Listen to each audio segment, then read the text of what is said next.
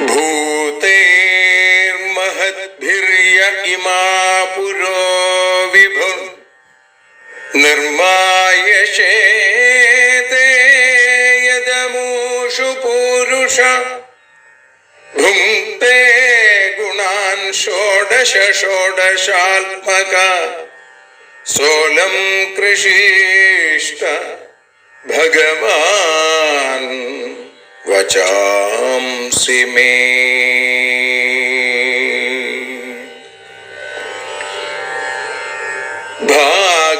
ഭാഗവതത്തെ അറിയാൻ ഈ ഭാഗവതത്തിൽ അലിയാൻ, ഭാഗവതത്തെ അറിയാൻ ശ്രീമദ് ഭാഗവതത്തിൽ അലിയാൻ, ലക്ഷ്യമതും മാത്രം ഹരിയിൽ ഭക്തിയുണർത്തും സംഗീതം ഹരിനാമലഹരി സൗഭാഗ്യം. ഭാഗവതത്തെ അറിയാൻ ഭാഗവതത്തിൽ അലിയാൻ.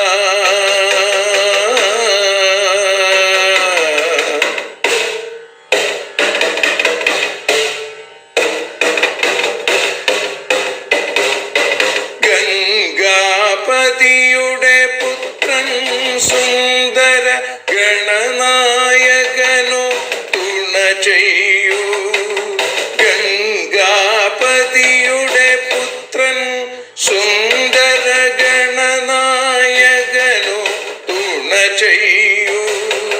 വീണയിൽ സംഗീത സാഗരം തീർക്കുന്ന വാണീദേവിയും കാക്കേണേ എന്നിൽ ഭാഗവത കഥ നിറയേണേ. ഭാഗവതത്തെ അറിയാൻ ഭാഗവതത്തിൽ അലിയാൻ.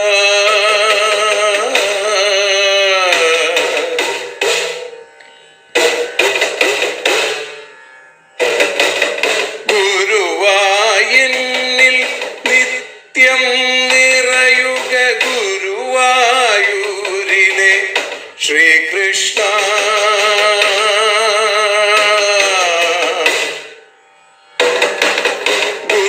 ഗുരുവായൂരിൽ നിത്യം നിറയുക ഗുരുവായൂരിലെ ശ്രീകൃഷ്ണ.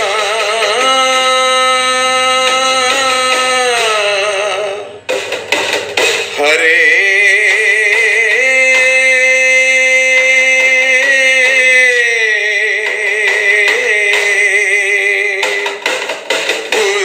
ഗുരുവായൂരിൽ നിത്യം നിറയുക ഗുരുവായൂരിലെ ശ്രീകൃഷ്ണ. കണ്ഠം തന്നിൽ ഗാനം നിറയാൻ കണ്ണാ നീ താൻ തുണയേകു. എന്നിൽ ഭാഗവത കഥ നിറയേണേ.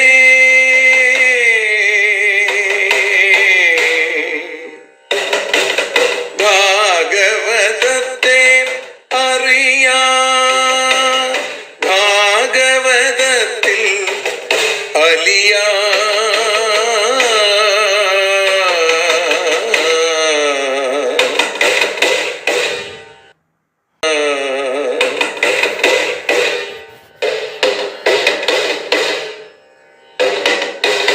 ആദ്യത്തെ ഗുരുവായൂരന്റെ അച്ഛനുപാദ നമസ്കാരം. ആദ്യത്തെ ഗുരുവായൂരനുടെ അച്ഛനുപാദ നമസ്കാരം. അമ്മിഞ്ഞപ്പാൽ മധുരം നൽകിയ അമ്മേ നീ വരമേകേണേ. എന്നിൽ ഭാഗവത കഥ നിറയേണേ.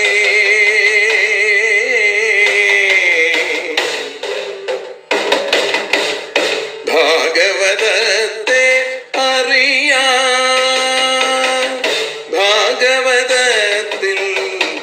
അലിയാ.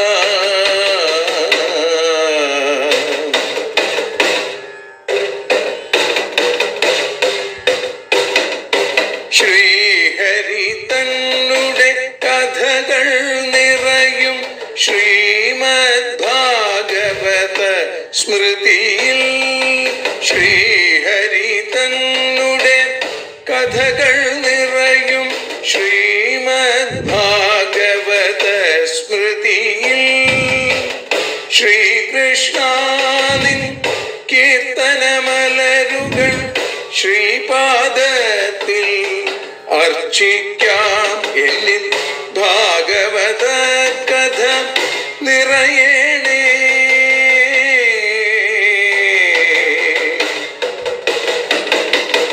ഭാഗവതത്തെ അറിയാ, ഭാഗവതത്തിൽ അലിയാ. ലക്ഷ്യമതൊന്നു മാത്രം ഹരിയിൽ ലഹരിയുണർത്തും സംഗീതം. ഭക്തിയുണർത്തും സാഫല്യം. ഭക്തിയുണർത്തും സൗഭാഗ്യം. ഭാഗവതത്തെ അറിയാ,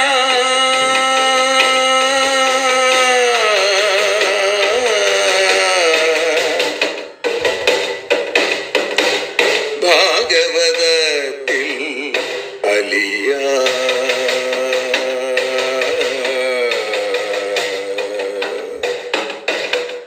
ഭാഗവതത്തിൽ അലിയാ.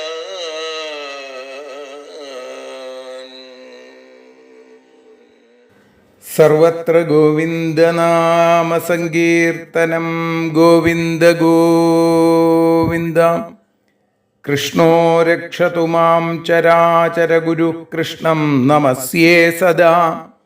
കൃഷ്ണേനൈവ സുരക്ഷിതോഹമസകൃൽ കൃഷ്ണായ ദത്തം മനാ.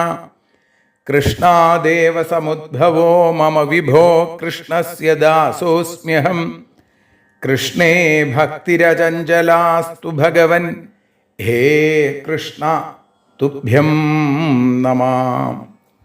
ശ്രീമദ് ഭാഗവതം അറിയാൻ അലിയാൻ എന്ന അക്ഷരപൂജയിൽ ഇന്ന് 875 ദിവസത്തിലേക്ക് എത്തുമ്പോൾ ഏകാദശ സ്കന്ധം 27 അധ്യായത്തിൽ 18 ശ്ലോകം മുതലാണ് നമ്മൾ ഇന്ന് വിചാരം ചെയ്യുന്നത്. ഭഗവാൻ ഉദ്ധവന് പൂജാവിധികളെക്കുറിച്ച്, ക്രിയായോഗത്തെക്കുറിച്ച് പറഞ്ഞു കൊടുക്കുന്നു. അതിൽ 18 ശ്ലോകത്തിൽ പറയുകയാണ്, ഭൂര്യപ്യഭക്തോപഹൃതം നമേതോഷായ കൽപ്പതേ.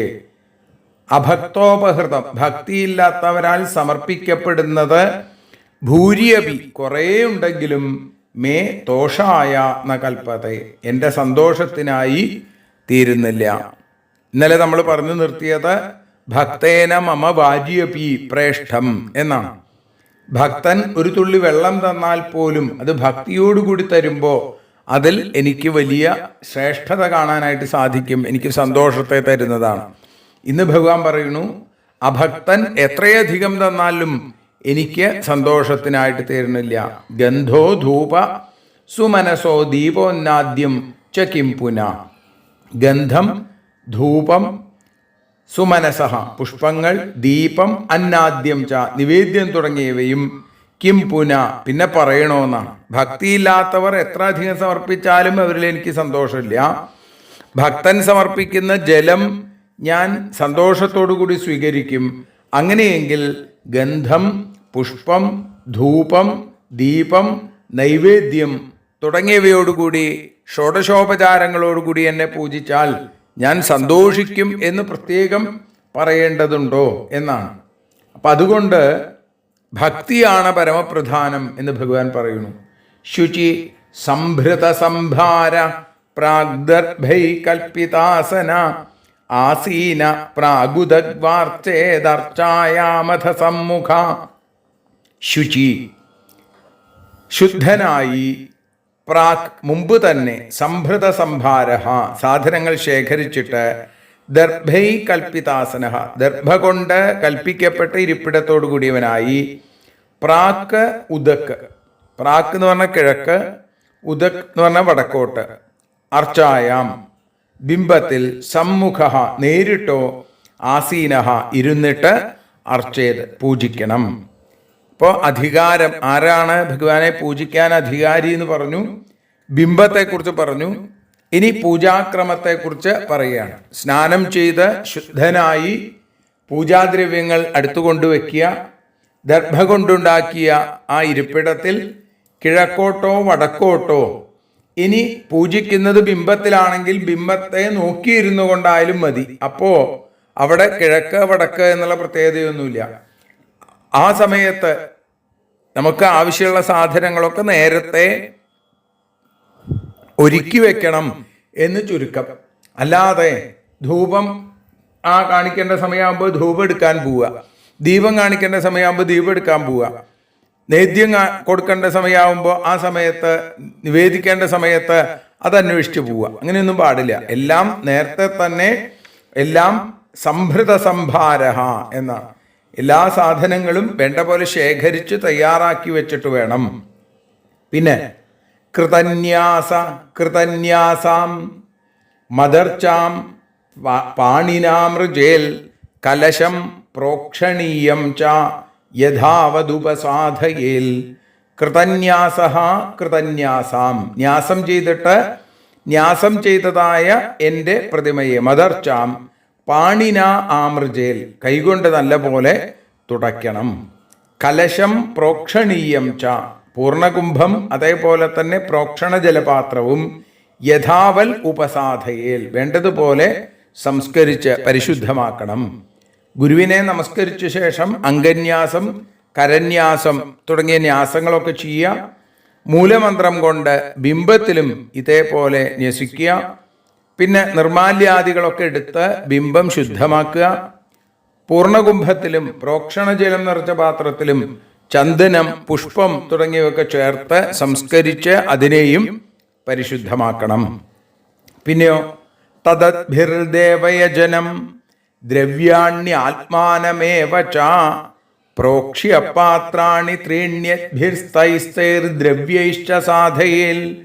തദദ്ഭി, ആ ജലം കൊണ്ട്, ദേവയജനം ദേവപൂജാസ്ഥാനത്തെയും, ദ്രവ്യാണി ആത്മാനം ഏവച ദ്രവ്യങ്ങളെയും തന്നെയും, പ്രോക്ഷിച്ചിട്ട്, ത്രീണി പാത്രാണി 3 പാത്രങ്ങളെയും, അദ്ഭി ജലം കൊണ്ടും, തൈ ദ്രവ്യേ അതത് പദാർത്ഥങ്ങൾ കൊണ്ടും, സാധയേൽ അവിടെയും ശുദ്ധീകരിക്കണം അല്ലെങ്കിൽ സംസ്കരിക്കണം എന്ന് പറയുന്നു. പ്രോക്ഷിക്കാനുള്ള ജലം കൊണ്ട് പൂജാദ്രവ്യങ്ങളെയും പൂജിക്കുന്ന തന്നെയും പൂജാവിഗ്രഹത്തെയും പൂജാസ്ഥാനത്തെയും ഒക്കെ പ്രോക്ഷിച്ച് ശുദ്ധമാക്കുക. അർഘ്യമിതം, പാദ്യമിതം, ആചമനീയമിതം എന്നാണ് ആ 3 വിധികൾ. അർഘ്യം, പാദ്യം, ആചമനീയം എന്ന വിധികൾ നിർവഹിക്കാൻ ജലം 3 പാത്രങ്ങളിൽ നിറച്ച് അതത് പാത്രത്തിലിടേണ്ട ദുർവ, വിഷ്ണുക്രാന്തി, ജാതി, ലവംഗം, ചന്ദനം, പുഷ്പം, ഉണക്കലരി തുടങ്ങിയ പദാർത്ഥങ്ങൾ അതത് പാത്രങ്ങളിലിട്ട് അതിനെ ശുദ്ധീകരിക്കണം. പാദ്യാർഘ്യാചമനീയാർത്ഥം 3 പാത്രാണി ദൈശിക ഹൃദാ ശീഷ്ണാധശിഖയാ ഗായത്ര്യാ ചാഭിമന്ത്രയേൽ. ദൈശിക എന്ന് പറഞ്ഞാൽ പൂജകൻ. പാദ്യാർഘ്യാചമനീയാർത്ഥം പാദ്യാർഘ്യാചമനീയങ്ങൾക്ക് വേണ്ടിയുള്ള 3 പാത്രാണി 3 പാത്രങ്ങളെ, ഹൃദാ ശീഷ്ണ ശിഖയാ ഹൃദയമന്ത്രം കൊണ്ടും ശിരോമന്ത്രം കൊണ്ടും ശിഖാമന്ത്രം കൊണ്ടും, ഗായത്ര്യാച ഗായത്രി കൊണ്ടും, അഭിമന്ത്രയേൽ അഭിമന്ത്രിക്കണം എന്ന് പറയുന്നു. പാദ്യം, അർഘ്യം, ആചമനീയം ഈ 3 കൃത്യങ്ങൾ നിർവഹിക്കാൻ വെള്ളം നിറച്ചു വെച്ച 3 പാത്രങ്ങൾ പൂജകൻ ഹൃദയമന്ത്രം കൊണ്ടും അതേപോലെ തന്നെ ഗായത്രി മന്ത്രങ്ങൾ കൊണ്ടും ഒക്കെ അഭിമന്ത്രിക്കണം. പാദ്യജലപാത്രം അതിന് ഹൃദയായ നമ, അർഘ്യജലപാത്രം ശീഷ്ണേ നമ, ആചമനീയ ജലപാത്രം ശിഖായേ നമ എന്ന് നമസ്കരിച്ച് എല്ലാത്തിനും ഗായത്രി കൊണ്ട് ജപിക്കുക. പാദ്യജലപാത്രത്തിൽ ദുർവ, താമര, വിഷ്ണുക്രാന്തി. അർഘ്യജലപാത്രത്തിൽ ചന്ദനം, പുഷ്പം, അക്ഷതം, യവം, ദർഭ, തിലം കടുക്. ആചമനീയ ജലപാത്രത്തിലോ പിച്ചകം, ലവംഗം, കങ്കോലം തുടങ്ങിയവ ഇടണം എന്നാണ് പറയുന്നത്. സാധാരണ പൂജാ വിധികളിൽ ഇതിന് നേരിയ വ്യത്യാസങ്ങളൊക്കെ ഉണ്ടാവാറുണ്ട്. ഏതായാലും അതിനുശേഷം പിണ്ടേ വായുഗ്നി സംശുദ്ധേ ഹൃൽപത്മസ്ഥാം പരാം മമ അണ്വീം ജീവകലാം ധ്യായൻ ആദാന്തേ സിദ്ധഭാവിത. വായുഗ്നി സംശുദ്ധേ, വായുഗ്നികളാൽ പരിശുദ്ധമാക്കപ്പെട്ട പിണ്ടേ, നമ്മുടെ ഈ ദേഹത്തിൽ, ഹൃൽപത്മസ്ഥാം, ഹൃദയത്താമരയിലിരിക്കുന്ന, നാദാന്തേ, നാദത്തിൻ്റെ അവസാനത്തിൽ, സിദ്ധഭാവിതാം, സിദ്ധന്മാരാൽ ധ്യാനിക്കപ്പെടുന്ന, അണ്വീം പരാം, അണുപ്രായമായും ശ്രേഷ്ഠവുമായിരിക്കുന്ന, മമ ജീവകലാം, എൻ്റെ അംശമായ ജീവനെ, ധ്യായേത്, അവിടെ ധ്യാനിക്കണം എന്ന് ഭഗവാൻ പറയുകയാണ്. ഇപ്പോൾ പൂജകൻ വായുഗ്നികൾ കൊണ്ട് പരിശുദ്ധമാക്കുക എന്ന് പറഞ്ഞാൽ പ്രാണായാമം ചെയ്യണമെന്നാണ്. അപ്പോൾ കോഷ്ഠഗതമായ വായുവിനാൽ ശോഷിപ്പിക്കപ്പെട്ടും ലലാടമധ്യത്തിലുള്ള ചന്ദ്രമണ്ഡലത്തിൽ നിന്ന് പുറപ്പെടുന്ന അമൃതസേചനം കൊണ്ട് അമൃതമയമായും ഇരിക്കുന്നതിനാൽ പരിശുദ്ധമായിരിക്കുന്ന ദേഹത്തിൻ്റെ മധ്യത്തിലുള്ള ഹൃദയകമലത്തിൽ പ്രകാശിക്കുന്ന പ്രണവത്തിൻ്റെ മാത്രകളായ അകാരം, ഉകാരം, മകാരം, ബിന്ദു, നാദം, ഈ അഞ്ചിൻ്റെയും അവസാനത്തിൽ യോഗികൾ ധ്യാനിക്കുന്ന അതിസൂക്ഷ്മമായ എൻ്റെ തന്നെ കലയായ, എൻ്റെ മൂർത്തിയായ ജീവകലയെ ധ്യാനിക്കണം. പ്രാണായാമം വിവരിച്ചപ്പോൾ വായുഗ്നികളെ കൊണ്ട് ശരീരം ശുദ്ധമാക്കേണ്ടുന്ന സമ്പ്രദായത്തെ വിവരിച്ചു. ഇത് വീണ്ടും പറയുകയാണ് ഒന്നുകൂടി. വേദത്തിൻ്റെ ആദിയിൽ ഒരു സ്വരം ഉണ്ടായി, ആ സ്വരം അവസാനത്തിലുമുണ്ട്. എല്ലാത്തിൻ്റെയും ഉൽപ്പത്തിക്ക് മുമ്പും ലയത്തിനു ശേഷവും അവശേഷിക്കുന്ന ഈ സ്വരത്തെയാണ് നാദം എന്ന് പറയുന്നത്. ഇതിന് പ്രകൃതിയിൽ ലയമുണ്ടാവുന്നു. അങ്ങനെ വരുമ്പോൾ സൂക്ഷ്മപ്രകാശം അനുഭവത്താൽ മാത്രം അറിയപ്പെടുന്നതായിരിക്കുമോ അത് തന്നെ സൂക്ഷ്മാംശമായിരിക്കുന്ന ജീവകല എന്ന് മനസ്സിലാക്കണം. ആ സൂക്ഷ്മമായ തേജോരൂപം ഹൃദയപത്മത്തിൽ, ആ ഹൃദയമാകുന്ന താമരയുടെ മധ്യത്തിൽ, അവിടെ യോഗികൾ ധ്യാനപ്രവാഹം കൊണ്ട്, ധ്യാനപ്രഭാവം കൊണ്ട് കണ്ടറിഞ്ഞ ആനന്ദരൂപന്മാരായി മാറുന്നു. ആ ജീവകലയെ ധ്യാനിക്കണം. എന്നിട്ടോ തയാത്മഭൂതയാ പിണ്ടേ വ്യാപ്തേ സംപൂജ്യ തന്മയാ ആവാഹ്യാർച്ചാദിഷു സ്ഥാപ്യ ന്യസ്താംഗം മാം പ്രപൂജയേൽ.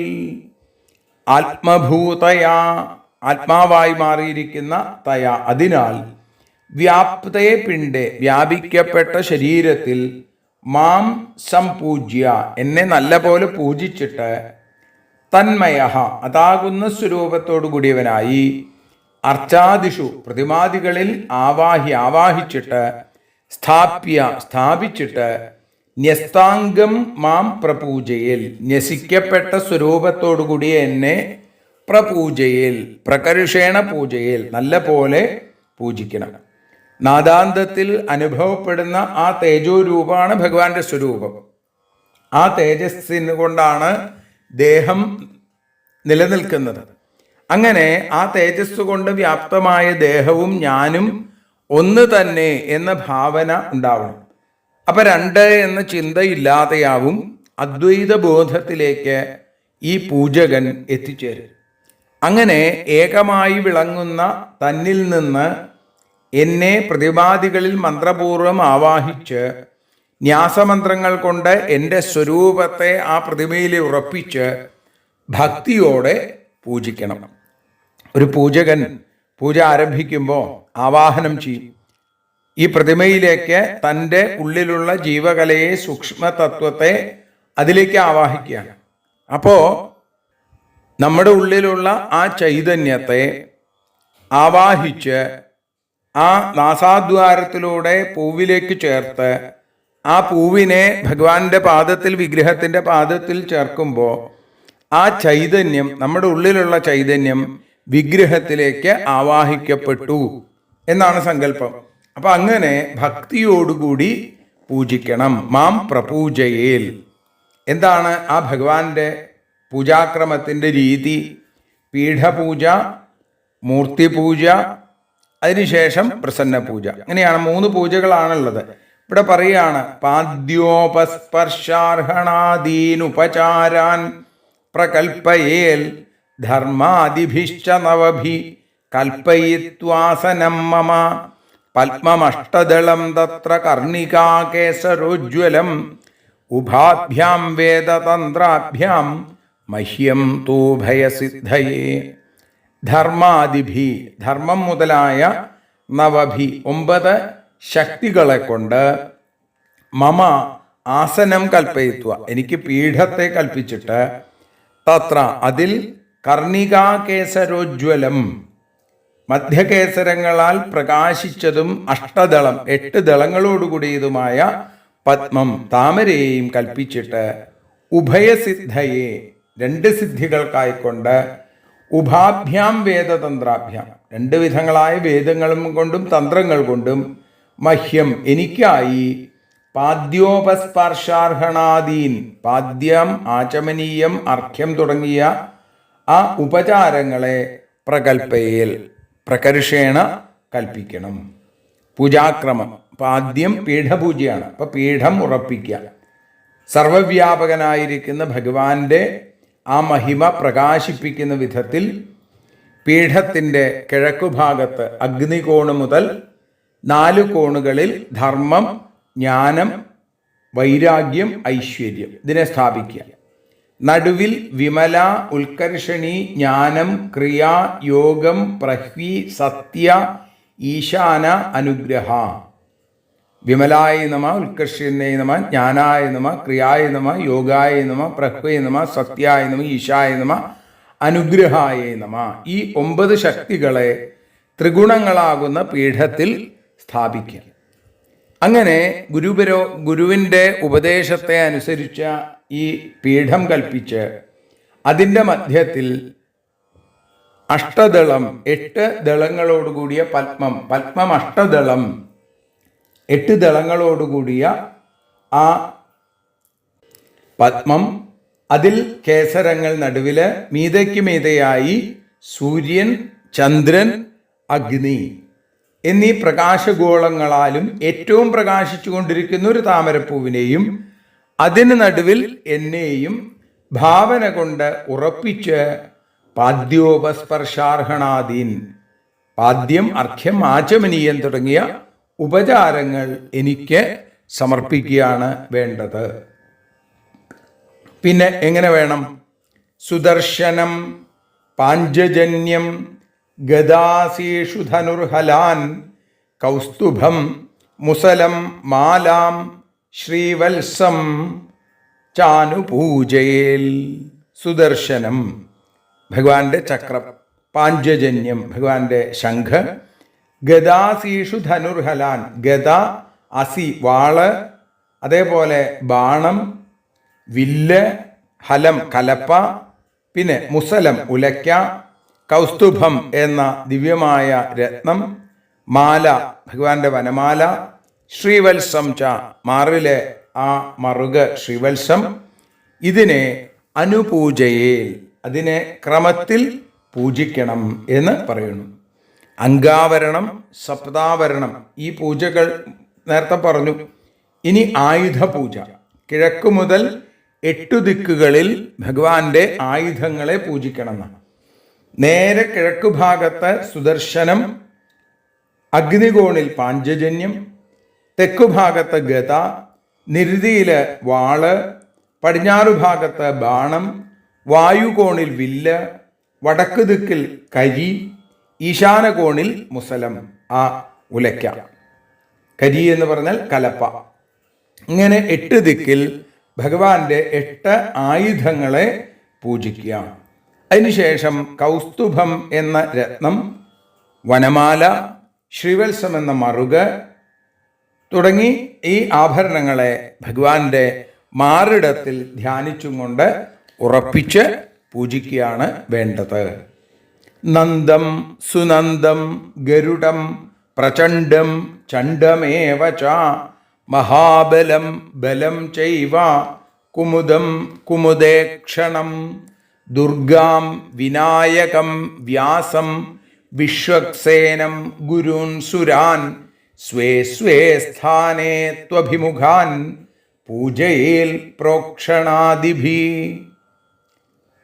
നന്ദായ നമ, സുനന്ദായ നമ, പ്രചണ്ഡായ നമ, ചണ്ഡായ നമ, മഹാബലായ നമ, ബലായ നമ, കുമുദായ നമ, കുമുദേക്ഷണായ നമ.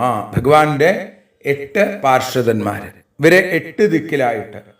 പിന്നെ വൈനതേയൻ ഗരുഡൻ, ഗരുഡനെ നേരെ മുമ്പിലായിട്ട് പുരോഭാഗത്തായിട്ട് പൂജിക്കണം. ദുർഗ, വിനായകൻ, വ്യാസൻ, വിശ്വക്സേൻ, ഈ 4 പേരെ 4 ഭാഗത്തും, ആ ഗുരുക്കന്മാരെ ഇടതുഭാഗത്തും, ഇന്ദ്രാദികളാകുന്ന അഷ്ടദിക്പാലകന്മാരെ അവരവരുടെ സ്ഥാനത്തിലും, അതേപോലെ തന്നെ വിഷ്ണുവിന് അഭിമുഖമായിരിക്കുന്നു എന്ന് ധ്യാനിച്ച് പ്രോക്ഷണാദികൾ കൊണ്ട് ക്രമേണ പൂജിക്കണം. ഇന്ദ്രൻ, അതേപോലെ തന്നെ അഗ്നി, വായു തുടങ്ങിയ ആ അഷ്ടദിക്പാലകന്മാരെ ചന്ദനോശീര കർപ്പൂര കുങ്കുമാകരുവാസിതൈ സലിലൈ സ്നാപയൻ മന്ത്രേർ നിത്യത വിഭവേ സതി. ചന്ദനോശീര കർപ്പൂര കുങ്കുമാകരുവാസിതൈ, ചന്ദനം, രാമച്ചം, പച്ചക്കർപ്പൂരം, കുങ്കുമം, അഗരു, ഇതുകൊണ്ടൊക്കെ ആ സുഗന്ധത്തെ വാസനിപ്പിക്കുക. അതിനുശേഷം സലിലൈ, വെള്ളം കൊണ്ടും, മന്ത്രൈ, മന്ത്രങ്ങൾ കൊണ്ടും, വിഭവേ സതി, ഐശ്വര്യമുണ്ടെങ്കിൽ നിത്യതാ സ്നാപയേൽ, എന്നും അഭിഷേകം ചെയ്യണമെന്നാണ്. അപ്പോൾ പാദ്യം, ആർഘ്യം മുതലായ ഉപചാരങ്ങൾ നിവർത്തിക്കാനുള്ള ജലത്തിൽ ധനം ഉണ്ടെങ്കിൽ ചന്ദനാദി ദ്രവ്യങ്ങൾ കൊണ്ട്, ചന്ദനോശീര കർപ്പൂര കുങ്കുമാകരു വാസിതൈ, അതൊക്കെ അതിൽ ചേർത്തിട്ട് പരിശുദ്ധമാക്കി ഭഗവാനെ അഭിഷേകം ചെയ്യണം എന്നുള്ള ആ 30ാമത്തെ ശ്ലോകത്തോടുകൂടി നമ്മൾ ഇന്ന് അനുസ്മരണം ഇവിടെ ഈ ഭാഗവത അക്ഷരപൂജ സമർപ്പിക്കുകയാണ്. നാളെ 31ാമത്തെ ശ്ലോകം മുതൽ ആരംഭിക്കാം. ഹരേ കൃഷ്ണ. ഞങ്ങൾ ആരതിയുണ്ടാവാൻ ആരതിയൊഴിയുന്നു.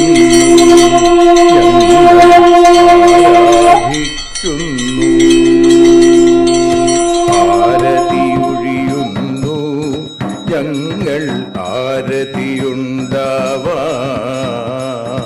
ആഹരിപാദേ രതിയുണ്ടാകാൻ ആരതിയൊഴിയുന്നു. ഞങ്ങൾ ആരാധിക്കുന്നു.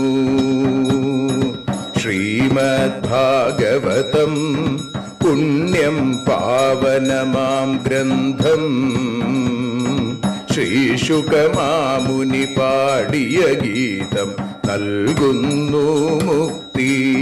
സതതം നൽകിയിടും ഭക്തി. പാപികളെന്നാലും നിത്യം രക്ഷിക്കും ഗ്രന്ഥം.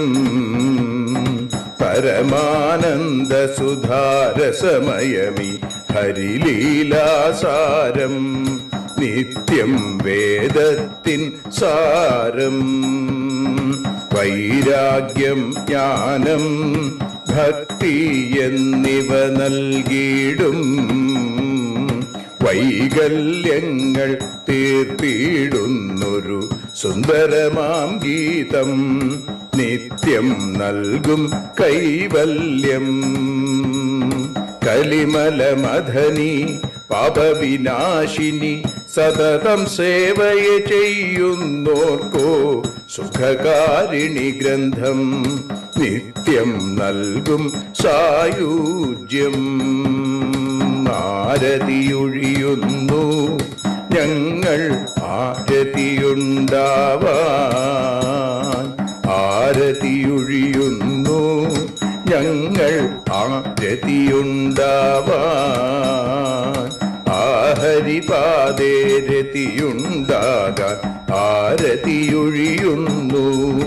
ഞങ്ങൾ ആരാധിക്കുന്നു. ഞങ്ങൾ ആരതിയൊഴിയുന്നു. കണ്ണ ആരാധിക്കുന്നു.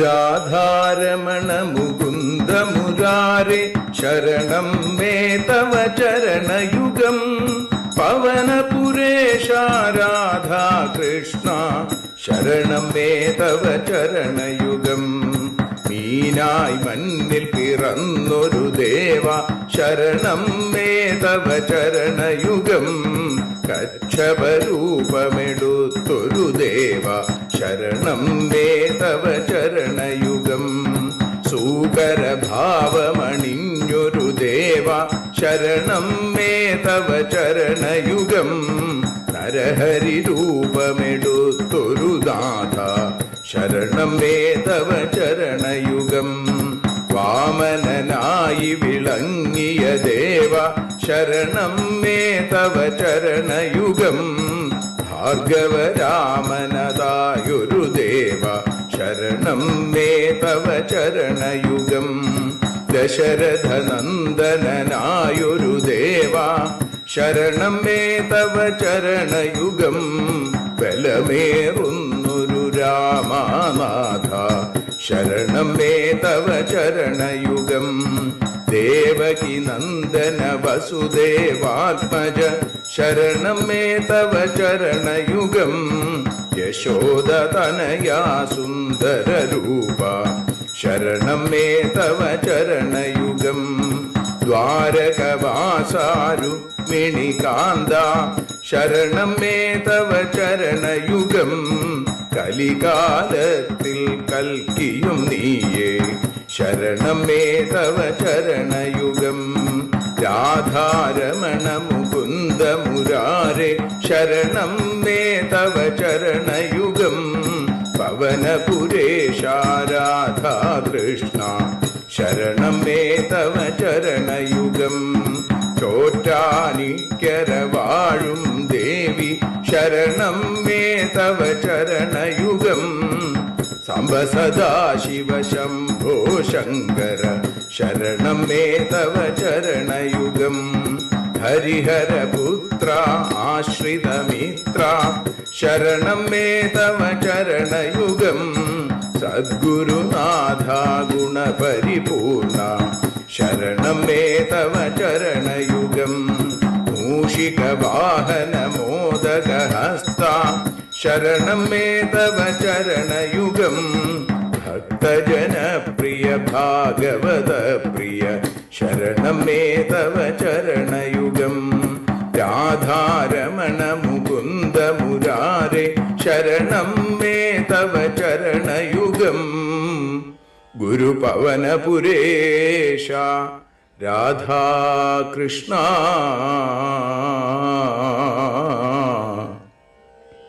ശരണം മേ തവ ചരണയുഗം.